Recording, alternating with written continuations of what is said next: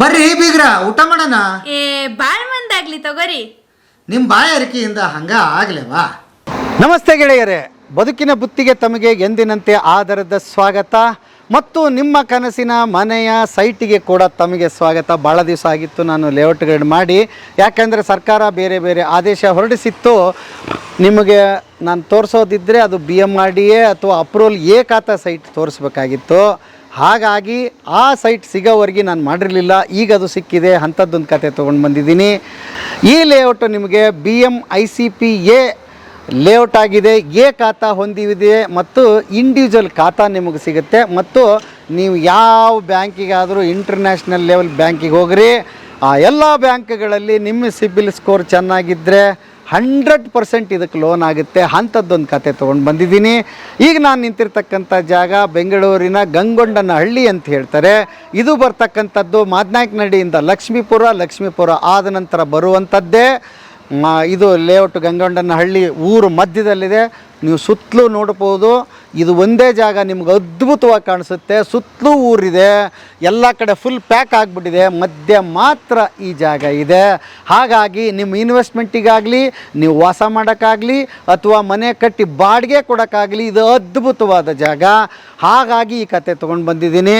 ನಿಮಗೆ ಮೆಟ್ರೋಕ್ಕೆ ಬರೋರಾದರೆ ಚಿಕ್ಕಬಿದರಕಲ್ಲಿಂದ ಮುಂದೆ ಮಾದವರ ಅಂತ ಬರುತ್ತೆ, ಅಲ್ಲಿಗೆ ಇಳಿದು ಮಾದನಾಯಕನಹಳ್ಳಿ ಒಂದು 4 ಸ್ಟಾಪ್ ಆಗುತ್ತೆ. ಅಲ್ಲಿಂದ ನೀವು ಬಸ್ಸಿಗೆ ಕೂಡ ಬರ್ಬೋದು ಅಥವಾ ಸ್ವಂತ ವೆಹಿಕಲಲ್ಲಿ ಬಂದರೆ ಸುತ್ತಲೂ ಜಾಗ ಇದೆ ಇದಕ್ಕೆ. ಹಾಗಾಗಿ ಈ ಲೇಔಟ್ ತೊಗೊಂಡು ಬಂದಿದ್ದೀನಿ. ಬನ್ನಿ, ಇದ್ರದ್ದೆಲ್ಲ ಕತೆ ಆಮೇಲೆ ತಿಳಿಸ್ತೀನಿ. ಬಟ್ ರೇಟ್ ಮೊದಲೇ ಹೇಳ್ಬಿಡ್ತೀನಿ. ಯಾಕಂತಂದರೆ ಎಲ್ಲ ವಿಡಿಯೋ ನೋಡಿ ಕೊನೆಗೆ ರೇಟೇ ಗೊತ್ತಾಗಲಿಲ್ಲ, ಹೇಳಲೇ ಇಲ್ಲ, ಅಷ್ಟೊತ್ತು ನೋಡ್ಬೇಕಪ್ಪ ಅನ್ನೋದು ಬೇಡ. ಅದಕ್ಕೆ ಇದ್ರದ್ದು ರೇಟ್ ಬಂದು 1 ಸ್ಕ್ವೇರ್ ಫೀಟು 6,950 ರೂಪಾಯಿ ಅಂತ ಹೇಳ್ತಾರೆ. ಒಂಚೂರು ನೆಗೋಷಿಯಬಲ್ ಇರುತ್ತೆ. ಹಾಗಾಗಿ ಮೊದಲೇ ರೇಟ್ ಹೇಳ್ಬಿಟ್ಟಿದ್ದೀನಿ. ಯಾಕೆ ಹೇಳಿದ್ದೀನಿ ಅಂದರೆ ನಿಮಗಿದು ವರ್ತು ಈ ದುಡ್ಡು ಹಾಕೋದು. ನೀವು ಬರ್ತಾ ಹಾಗೆ ಬರಬೇಡಿ, ದಾರಿಯಲ್ಲಿ ಬರುತ್ತಾ ಒಂದು 4-5 ಲೇಔಟನ್ನು ಸರ್ಚ್ ಮಾಡ್ಕೊಂಡು ಬಂದಾಗ ಇದ್ರ ಬೆಲೆ ಗೊತ್ತಾಗುತ್ತೆ. ಸುತ್ತಮುತ್ತ ಎಲ್ಲ 10,000 12,000 ಹೀಗೆ ಇದ್ರದ್ದು ಇದೆ. ನಾನು ಹೇಳ್ತಾ ಇರೋದು ಅಪ್ರೂವ್ಡ್ ಲೇಔಟು. ಯಾವುದೋ ನೀವು ರೆವಿನ್ಯೂ ಲೇಔಟನ್ನು ಇದಕ್ಕೆ ಕಂಪೇರ್ ಮಾಡಬೇಡಿ ಅಂತ ಮೊದಲೇ ವಿನಂತಿ ಮಾಡ್ತಾ, ಬನ್ನಿ ಇದರ ಸಂಪೂರ್ಣ ಕಥೆಯನ್ನು ಹೇಳೋದಕ್ಕೆ ಇದರ ಲೇಔಟಿನ ಅಸಿಸ್ಟೆಂಟ್ ಮ್ಯಾನೇಜರ್ ಆದ ವಿನಯ್ ಸರ್ ನಮ್ಮ ಜೊತೆಗಿದ್ದಾರೆ. ಅವ್ರ ಬಗ್ಗೆ ಕಂಪ್ಲೀಟ್ ಮಾಹಿತಿ ಕೇಳೋಣ. ಬನ್ನಿ. ಇನ್ನೊಂದು ಸಲ ನಾನು ಹಿಂದೆ ಕಾಣ್ತಕ್ಕಂಥ RSR ಎನ್ಕ್ಲೇವ್ ಲೇಔಟ್ಗೆ ತಮಗೆ ಸ್ವಾಗತ ಗೆಳೆಯರೇ. ಬನ್ನಿ ಸರ್. ನಮಸ್ತೆ. ನಮಸ್ಕಾರ ಸರ್. ನಮಸ್ತೆ. ಹೇಗಿದ್ದೀರಿ ಸರ್? ಚೆನ್ನಾಗಿದೆ ಸರ್, ನೀವು ಹೇಗಿದ್ದೀರಾ ಸರ್? ಭಾಳ ಚೆನ್ನಾಗಿದ್ದೀನಿ. ಹಾಂ ಸರ್. ನಂದು ಮೊದಲನೇ ವೀಕ್ಷಕರ ಪರವಾಗಿ ಮತ್ತು ನನ್ನ ಪರವಾಗಿ ಒಂದು ಪ್ರಶ್ನೆ. ನಮಗೆ ಈ ಲೇಔಟನ್ನು ನಾವು ಯಾಕೆ ತಗೋಬೇಕು ಸರ್? ಯಾಕೆ ತಗೋಬೇಕಂತಂದ್ರೆ ಇದು approved layout sir. BMICP approved individual ಏಕಾತ ಸರ್ ಇದು. ಓಕೆ, ಇಂಡಿವಿಜುವಲ್ ಏಕಾತ. ಹೌದು ಸರ್. ಓಕೆ. ಹಾಂ. ಟೋಟಲ್ ಆಗಿ ಇದು 3.5 ಎಕರೆ ಬರುತ್ತೆ ನಿಮಗೆ. 3.5 ಎಕರೆಯಿಂದ 62 ಸೈಟ್ ಬರುತ್ತೆ ಸರ್. ಗಂಗಗೊಂಡನಹಳ್ಳಿ ಲೊಕೇಟ್ ಆಗಿದೆ ಲೇಔಟ್ ನಿಮಗೆ. ಗಂಗಗೊಂಡನಹಳ್ಳಿ. ಹೌದು ಸರ್. ಎಲ್ಲಿ ಬರುತ್ತೆ ಸರ್ ಇದು ಗಂಗಗೊಂಡನಹಳ್ಳಿ? ಎಲ್ಲರೂ ಗೊತ್ತಿರುತ್ತೆ, Tumakuru road ಗೊತ್ತಿದೆಯಲ್ಲ sir.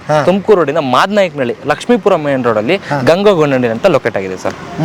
Tumakuru road Madanayakanahalli. ಹೌದು ಸರ್. ಲಕ್ಷ್ಮೀಪುರ ಬರುತ್ತೆ, ಅಲ್ಲಿಂದ ಬರುತ್ತೆ. ಈ ಮಾದವರದಿಂದನೂ ಬರ್ಬೋದಾ? ಮಾದವರದಿಂದನೂ ಬರ್ಬೋದು ಸರ್. ಮಾದವರದಿಂದನೂ ಬರ್ಬೋದು, ಲಕ್ಷ್ಮೀಪುರದಿಂದ ಬರ್ಬೋದು, ಮತ್ತಿನ್ನೆಲ್ಲಿಂದ ಬರ್ಬೋದು ಸರ್? 8ನೇ ಮೈಲಿಂದನೂ ಬರ್ಬೋದು, 8ನೇ ಮೈಲಿಂದ ಬರ್ಬೋದು, ಕಡೆ ಮಾಗಡಿ ರೋಡ್ ಕಡೆಯಿಂದನೂ ಬರ್ಬೋದು ಸರ್. ಓ, ಇಷ್ಟು ಸುತ್ತಮುತ್ತ ಇದೆ ಅಲ್ವಾ? ಚಿಕ್ಕಬಿದರಕಲ್ಲಿಂದ ಬರ್ಬೋದು. ಇಷ್ಟು ಸೆಂಟರ್ ಇದರಲ್ಲಿ ಲೊಕೇಟ್ ಆಗಿರ್ತಕ್ಕಂಥ ಲೇಔಟ್ ಗೆಳೆಯರೇ ಇದೆ. ನನಗೆ ಒಂದು ಅರ್ಥ ಆಗಿಲ್ಲ ಸರ್, BMICP ಅಂದ್ರೆ ಏನು ಸರ್? ಬೆಂಗಳೂರು ಮೈಸೂರು ಇನ್ಫ್ರಾಸ್ಟ್ರಕ್ಚರ್ ಯೋಜನಾ ಕಾರಿಡಾರ್ ಪ್ರದೇಶ ಅಂತ ಬರುತ್ತೆ ಸರ್ ನಿಮಗೆ. ಬೆಂಗಳೂರು ಮೈಸೂರು ಇನ್ಫ್ರಾಸ್ಟ್ರಕ್ಚರ್ ಯೋಜನಾ ಪ್ಲಾನಿಂಗ್ ಅಥಾರಿಟಿ. ಹೌದು ಸರ್. ಸೊ ಇದು BMRDಕ್ಕಿಂತ ಒಂದು ಸ್ಟೆಪ್ ಹೆಚ್ಚಿರ್ತಕ್ಕಂಥ ಲೇಔಟ್ ಸರ್. ಲೇಔಟ್ ಅಧಿಕಾರ ಹೊಂದಿರತಕ್ಕಂಥ ಲೇಔಟ್. ಸೊ ಇಲ್ಲಿ ಎಷ್ಟು ಎಕರೆ ಇದೆ ಅಂತ ಹೇಳಿದ್ರಿ ಸರ್? 3.5 ಎಕರೆ ಬರುತ್ತೆ ಸರ್ ಟೋಟಲ್ ನಿಮ್ಗೆ. 3.5 ಎಕರೆ ಇದೆ. ಹೌದು ಸರ್. ಆಮೇಲೆ ಇಲ್ಲಿ ಸುತ್ತಮುತ್ತ ಇನ್ನೊಂದಿಷ್ಟು ತಿಳಿಸ್ಬೇಡ. ಈಗ ಜಾಗ ಹೇಳಿದ್ವಿ ಎಲ್ಲಿಂದ ಬರಬೇಕು ಅಂತ, ಏನೇನು ವ್ಯವಸ್ಥೆಗಳು ಇದೆ ಸುತ್ತಲೂ ಸರ್? ಸ್ಕೂಲ್ಸು ಕಾಲೇಜಸ್ ವಿಚಾರಕ್ಕೆ ಬಂದರೆ ನಿಮಗೆ ಸ್ಕೂಲ್ ಬಂದರೆ ಡೆಲ್ಲಿ ಪಬ್ಲಿಕ್ ಸ್ಕೂಲ್ ಇದೆ, ಹಾಗೆ ಗೌತಮ್ ಪಬ್ಲಿಕ್ ಸ್ಕೂಲ್ ಇದೆ, ಇನ್ನೊಂದು ಡೆಲ್ಲಿ ವರ್ಲ್ಡ್ ಪಬ್ಲಿಕ್ ಸ್ಕೂಲ್ ಇದೆ, ಹಾಗೆ ನಿಮಗೆ ಕ್ರೈಸ್ಟ್ ಯೂನಿವರ್ಸಿಟಿ ಕಾಲೇಜ್ ಇದೆ, ಹಾಗೆ ನಿಮಗೆ ಪ್ರಕ್ರಿಯೆ ಹಾಸ್ಪಿಟಲ್ ಕೂಡ ನಿಯರ್ ಇದೆ, ಹಾಗೆ ಚಿಗುರು ಹಾಸ್ಪಿಟಲ್ ಕೂಡ ಇದೆ ಸರ್ ನಿಮಗೆ. ಚಿಗುರು ಹಾಸ್ಪಿಟಲ್ ಕೂಡ ಇಲ್ಲಿ ಸುತ್ತಮುತ್ತಲು ಇಷ್ಟ ನಮಗೆ ಇಲ್ಲಿ ವ್ಯವಸ್ಥೆಗಳು ಸಿಗುತ್ತೆ. ಸೊ ಒಂದಾಯಿತು. ಆಮೇಲೆ ಇನ್ನು ನನಗಂತೂ ಖುಷಿ ಆಗ್ತಿದೆ. ಯಾಕೆ ಅಂತಂದರೆ ಸುತ್ತಲೂ ಊರು ಇರ್ತಕ್ಕಂಥ ಮಧ್ಯದಲ್ಲಿ ಈ ಲೇಔಟ್ ಮಾಡಿದ್ದೀರಿ ನೀವು. ಹೌದು ಸರ್. ಅಲ್ವಾ? ಹೌದು ಸರ್. ಎಲ್ಲ ಕೆಲಸ ಕಂಪ್ಲೀಟ್ ಆಗೋಗಿದೆ. ಫುಲ್ 100% ವರ್ಕ್ ಫುಲ್ ಕಂಪ್ಲೀಟ್ ಆಗೋಗಿದೆ ಸರ್. ವರ್ಕಲ್ಲಿ ಯಾವುದೇ ರೀತಿ ಕಾಂಪ್ರಮೈಸ್ ಇಲ್ಲ. ಓಕೆ. ಏನೇನಿದೆ ಸರ್ ಇಲ್ಲಿ? ಸರ್ ನೋಡ್ತಿರ್ಬೋದು ನೀವು 45 ಫೀಟ್ CC ರೋಡ್ ಇದೆ, ಇದು ಮೇನ್ ರೋಡು. ಅಲ್ಲಿ ಇದು ಕಾಣಿಸ್ತಾ ಇದೆಯಲ್ಲ, ಅಲ್ಲಿಂದ ಇಲ್ಲಿವರೆಗೆ ನೀವು ಹೇಳ್ತಾ ಇರೋದು? ಹೌದು ಸರ್, 45 ಫೀಟ್ ಇದೆ. 45 ಫೀಟ್ 45 ಸ್ಕ್ವೇರ್ ಫೀಟ್. ಅದ್ರ ಒಳಗಡೆನೆ ಎಲ್ಲ ವ್ಯವಸ್ಥೆಗಳು ಬಂದ್ಬಿಟ್ಟಿದೆ. ಹಾಗೆ ನೀವು ಸಬ್ ರೋಡ್ ನೋಡ್ಬೋದು ಸರ್, 33 ಫೀಟ್ ಸಬ್ ರೋಡ್ ಸಿಗುತ್ತೆ ಸರ್ ನಿಮ್ಗೆ ಇದು. ಓಕೆ, ಇದು ಹೌದು ಸರ್. ಓ, ಒಳಗಡೆನೂ ದೊಡ್ಡದ ರೋಡೇ ಮಾಡಿದ್ದೀರಿ? ಹೌದು ಸರ್, ಹೌದು. ಓಕೆ, ಹಾ ಓಕೆ. ಎಲ್ಲ ಕಡೆ ಇದು ಚಿಕ್ಕದ ರೋಡ್ ಯಾವುದೂ ಇಲ್ಲ ಸರ್. ಸಬ್ ರೋಡ್ ಎಲ್ಲ ಏನ್ ಬಂದಿದೆ ನಿಮಗೆ 33 ಫೀಟೇ ಬಂದಿದೆ. ಮೇನ್ ರೋಡ್ 45 ಫೀಟ್ ಸಿಗುತ್ತೆ ಸರ್. ಓಕೆ. ಅಂದ್ರೆ ನಿಮಗೆ ಈ ಇದಕ್ಕೆ ಇಷ್ಟು ಬಿಡ್ಲೇಬೇಕು, ನೀವು ಬಿಡ್ಲೇಬೇಕು ಸರ್. ಹೌದು ಸರ್, ಬಿಡ್ಲೇಬೇಕು. ಓಕೆ.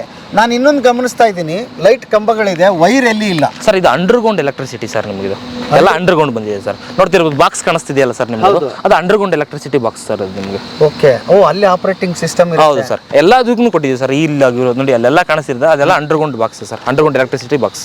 ಆಮೇಲೆ ನೀರಿಂದು ಸರ್? ಸರ್ ನೀರಿಂದು ನೋಡ್ತಿರ್ಬೋದು ನೋಡಿ, ನಿಮಗೆ ನೀರ್ದು ಪೈಪ್ ಕೂಡ ರೆಡಿ ಇದೆ ನೋಡಿ. ನಿಮಗೆ ವಾಟರ್ ಕಲೆಕ್ಷನ್ ಕೂಡ ರೆಡಿ ಇದೆ ಸರ್. ಓಕೆ.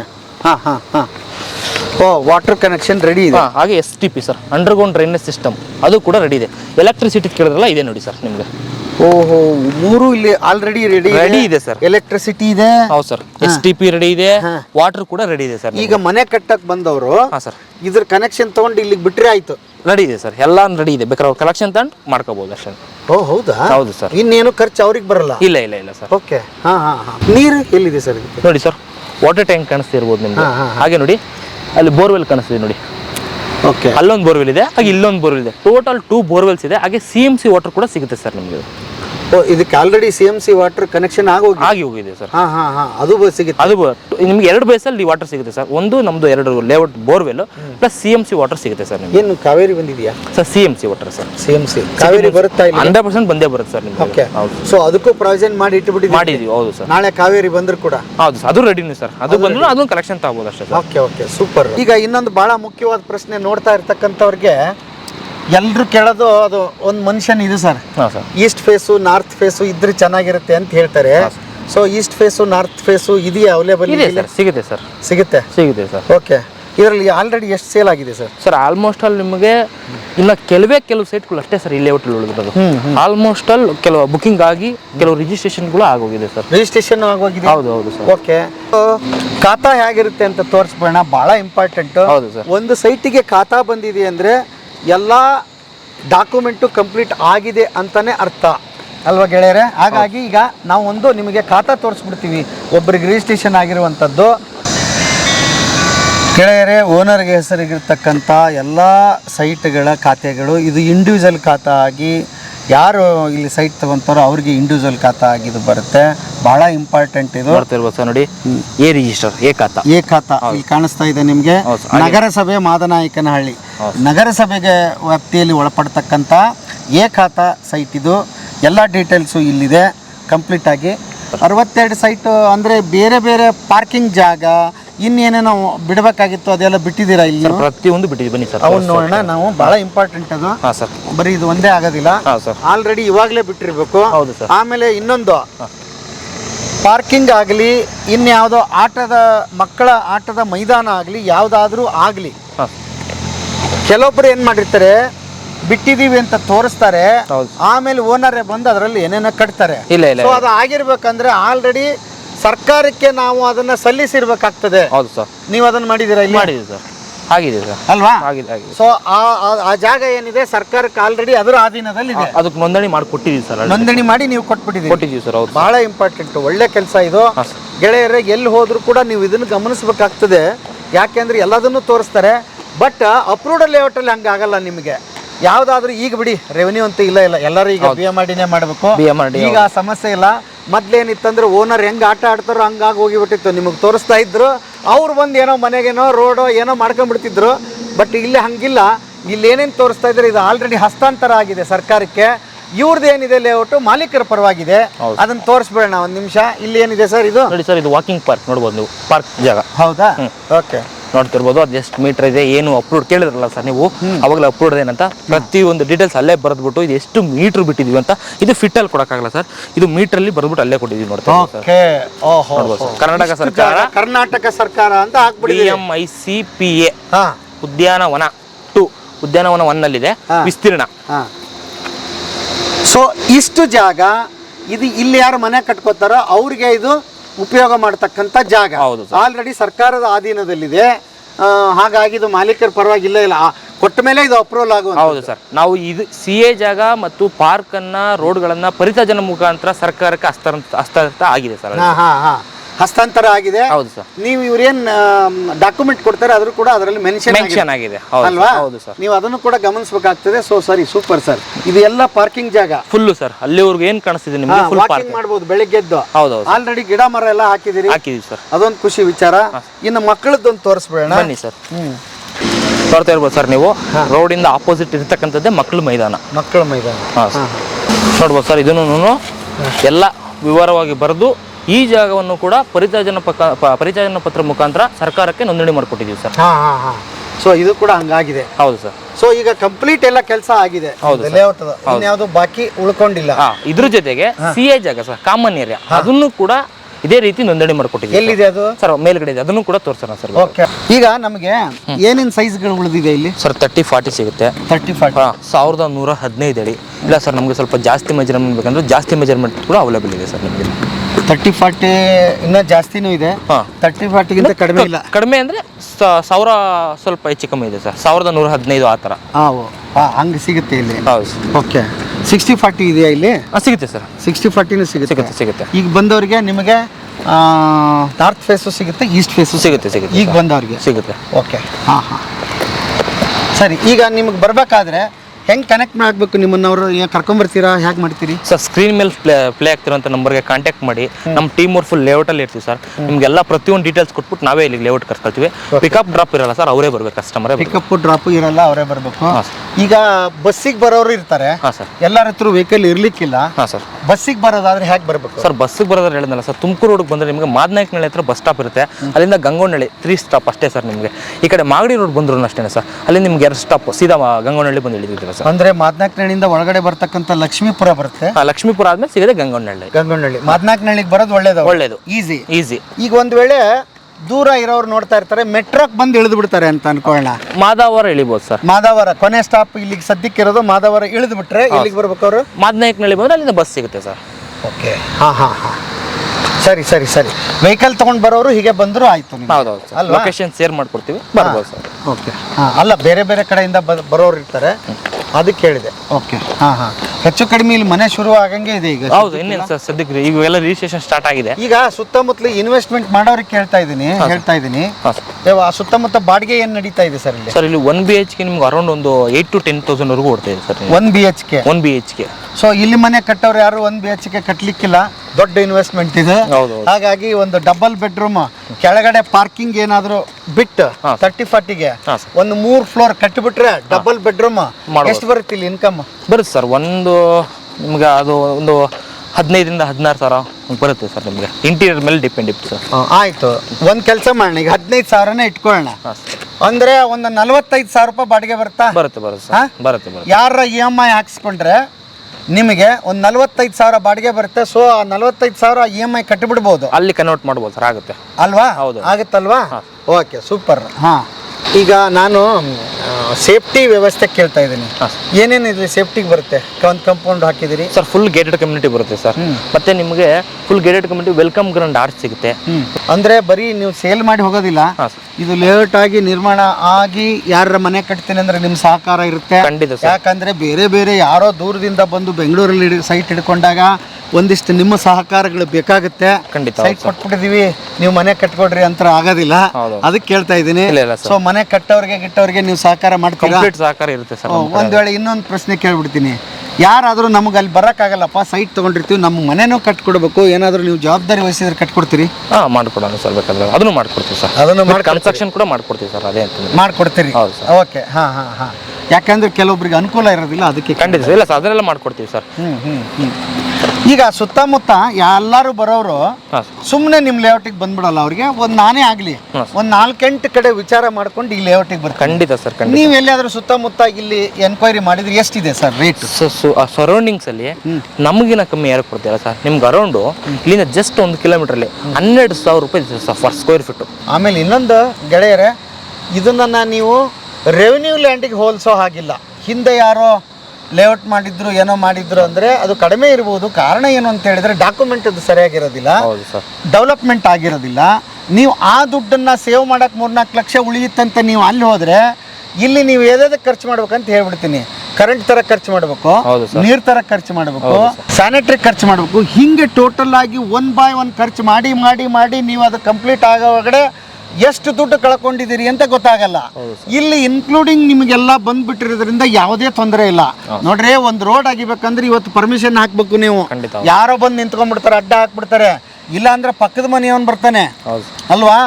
ತುಂಬ ತೊಂದರೆ ಇದೆ. ಯಾಕೆ ಹಿಂಗೆ ಇಂಥ ಲೇಔಟ್ಗಳು ತೊಗೋಬೇಕಂದ್ರೆ ದೂರ ಇರೋರು ಅಥವಾ ಬೆಂಗಳೂರಿಗೆ ಹೊಸಬರು, ನಿಮಗಿಲ್ಲಿ ಯಾವ ಚಿಂತೆನೂ ಇಲ್ಲ ಅಲ್ವಾ. ಆಮೇಲೆ ಎಲ್ಲರೂ ಬಂದಿರೋರು ಹೊಸಬ್ರೆ. ಹಾಗಾಗಿ ಇಂಥ ಲೇಔಟ್ಗಳನ್ನ ಸಜೆಕ್ಟ್ ಮಾಡಬೇಕಾಗತ್ತೆ, ನೀವು ತೊಗೋಬೇಕಾಗತ್ತೆ. ನೀವು ರೆವಿನ್ಯೂ ಲೇಔಟಿಗೆ ದಯವಿಟ್ಟು ಕಂಪೇರ್ ಮಾಡಬೇಡಿ. ಎಲ್ಲೆಲ್ಲಿ ಸುತ್ತಮುತ್ತ ನಿಮಗೆ ಏಕಾತ ಲೇಔಟ್ಗಳಿದೆ ಅದನ್ನು ನೋಡ್ಕೊಂಡು ಬಂದು ಇಲ್ಲಿ ತೊಗೊಳ್ಳಿ. ನಿಮಗೆ ಆದಾಗ ಇದು ನಿಜಾನ ಸುಳ್ಳ ಅಂತ ಗೊತ್ತಾಗುತ್ತೆ. ಹಾಗಾಗಿ ನೀವು ಬಂದು ಲೇಔಟ್ ನೋಡಿ. ಭಾಳ ನನಗಂತೂ ಭಾಳ ಖುಷಿ ಆಯಿತು. ಈಗ ಹೇಳಿ ಸರ್, ಈಗ ನಿಮ್ಮ ಲೇಔಟಿನ ರೇಟ್ ಏನು ಸರ್? ಸರ್, ಸುತ್ತಮುತ್ತ ವಿಚಾರಿಸಿದ್ರು ಆ ರೇಟಿಗೆ ಸಿಗಲ್ಲ. ನಾವು ಕೋಟ್ ಮಾಡ್ತಿರೋದು 6,950 ರೂಪಾಯಿ ಲೈಟ್ ನೆಗೋಷಿಯಬಲ್. ಲೈಟ್ ನೆಗೋಷಿಯಬಲ್ ಇದೆಯಾ? ಇದೆ ಸರ್. ಓಕೆ. ಈಗ ಇನ್ನೊಂದು ಬರುತ್ತೆ, ಅಲ್ಲ ಎಲ್ಲ ದುಡ್ಡು ನಾವಂತೂ ಇಟ್ಕೊಂಡಿರಲ್ಲ, ಯಾರೂ ಇಟ್ಕೊಂಡಿರಲ್ಲ ಬಿಡಿ. ಲೋನ್ಗೆ ಹೋಗ್ಬೇಕಾಗುತ್ತೆ. ಹೌದು ಸರ್. ಯಾವ ಬ್ಯಾಂಕಲ್ಲಿ ಲೋನ್ ಸಿಗುತ್ತೆ ಇದಕ್ಕೆ? ಸರ್, ಏಕಾತ ಅಂತಂದ್ರೆ ನಮ್ದೊಂದು ಸೆಟ್ ಆಫ್ ಲೀಗಲ್ ಡಾಕ್ಯುಮೆಂಟ್ ಕೊಡ್ತೀನಿ, ನೀವು ತಗೊಂಡೋಗ್ಬಿಟ್ಟು ನಿಮ್ಗೆ ಯಾವ ಬ್ಯಾಂಕಲ್ಲಿ ಬೇಕೇಳಿ ಮಾಡಿಸ್ಕೊಡೋದು sir. Any nationalisation bank sir. Okay. ನಿಮ್ಮ ಬ್ಯಾಂಕು ಅಂಥದ್ದು ಅಂತ ಏನಿಲ್ಲ. ಕಸ್ಟಮರ್ ಯಾವ್ದು ಚೂಸ್ ಮಾಡ್ತಾರೆ ಆ ಬ್ಯಾಂಕಲ್ಲಿ ಸರ್.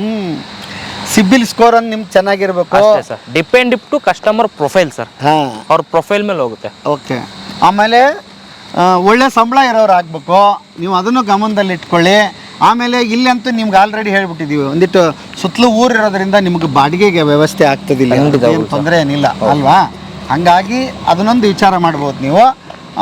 ಸೊ ಸ್ವಲ್ಪ ನೆಗೋಷಿಯಬಲ್ ಇದೆ ಅಂತಾರೆ? ಡೆಫಿನೆಟ್ಲಿ ಇದೆ ಸರ್, ಮಾಡ್ಕೊಡೋಣ sir. Okay okay okay sir. ಈಗ ಸುತ್ತಮುತ್ತ ಕೆಂಪೇಗೌಡ ಲೇಔಟಲ್ಲಿ ದೊಡ್ಡ ದೊಡ್ಡ ರೋಡ್ಗಳು ಆಗ್ತಾ ಇದೆ.